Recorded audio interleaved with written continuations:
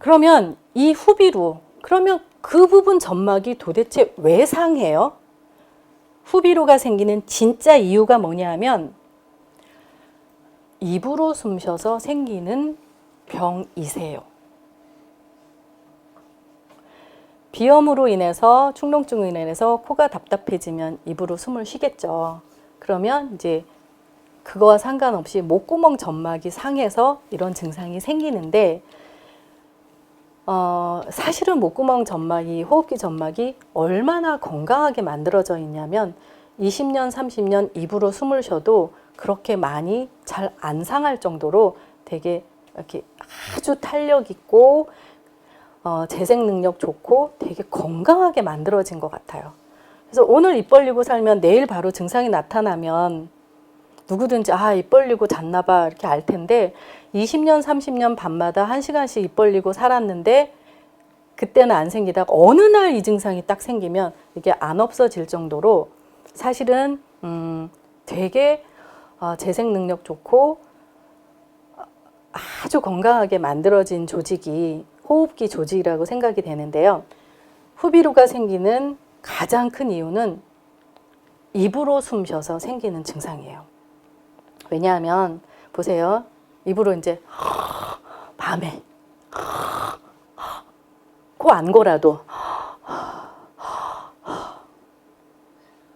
입을 벌리고 자면 아침에 자고 일어나서 입안이 건조하고 목이 칼칼할 거잖아요. 그런데 자기가 입으로 숨 쉰지 모르는 이유가 뭐냐면 의식이 돌아오기 2, 3초 전에 입술이 딱 붙어요. 그냥 벌린 채로 잠을 깨지 않더라고요.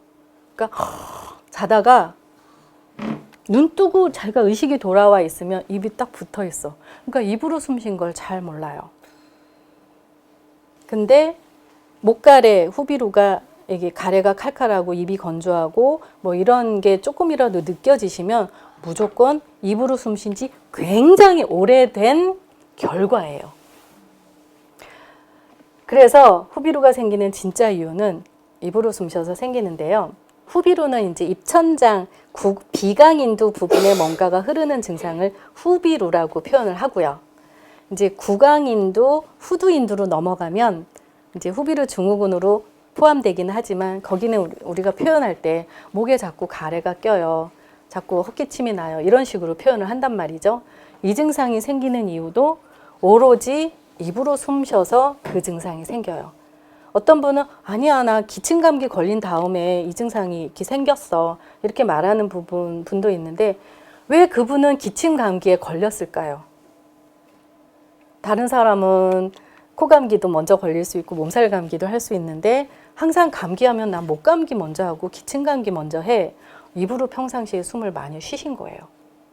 그래서 입으로 숨 쉬면 목구멍 점막이 상해서 이런 증상들이 생기는데 후비루가 처음 생길 때부터 이 그림을 보시면요.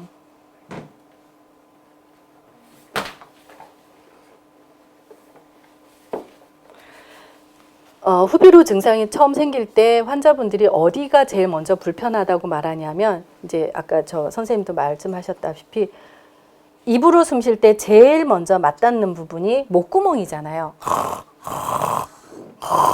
하면 제일 많이 마찰이 일어나는 부분이 어디냐면 목젖 바로 뒷부분이에요. 목젖이 입으로 숨 쉴 때 목젖이 이렇게 마찰이 일어나면서 뒷벽을 때리잖아요. 그 부분. 그러니까 목구멍 그냥 바로가 아니라 목젖 바로 뒷부분이 제일 마찰이 많이 일어나면서 제일 먼저 상하는 것 같아요. 그 부분이 제일 먼저 불편해지고 계속 이제 입으로 숨 쉬면 그 부분을 중심으로 목구멍 위로 올라가면서 후비루 증상이 느껴지는 사람이 있고 목구멍을 중심으로 이제 점점 이렇게 아래로 내려가서 목구멍을 중심으로 후비루 증상을 느끼는 게 위로 아래로 이렇게 범위가 자꾸 이렇게 넓어져요. 동의하시죠? 그러니까 비염으로 인해서 이 증상이 생기는 거면 이 부분, 비염 축농증에서 여기서부터 증상이 생겨서 이렇게 내려가야 되는 거잖아요. 근데 후비루 증상 고생하시는 분들 자세히 물어보면 목구멍, 목젖 바로 뒷부분을 중심으로 시작해서 이렇게 위로 아래로 이렇게 증상이 이렇게 넓어져요. 시간이 지나갈수록. 그래서 이게 생기는 이유는 비염으로 인해서 코가 막히다 보니 입으로 숨을 쉬게 되면서 입으로 공기가 드나들면서 마찰을 일으키면서 상하게 하는 그 부분을 중심으로 이렇게 넓어져요. 그러니까 후비루 목가래가 생기는 이유는 입으로 숨 쉬는 이유 말고는 그냥 없다라고 말씀을 드리면 이게 맞아요. 이게 그냥 뭐 감기 걸려서 그랬어 어쩌고 저쩌고 하는데 그 감기가 낫고 나면 그 증상이 없어져야 되는데 낫고 난 이후에도 계속 고생을 한다 그러면 계속 입으로 숨을 많이 쉰 결과라고요.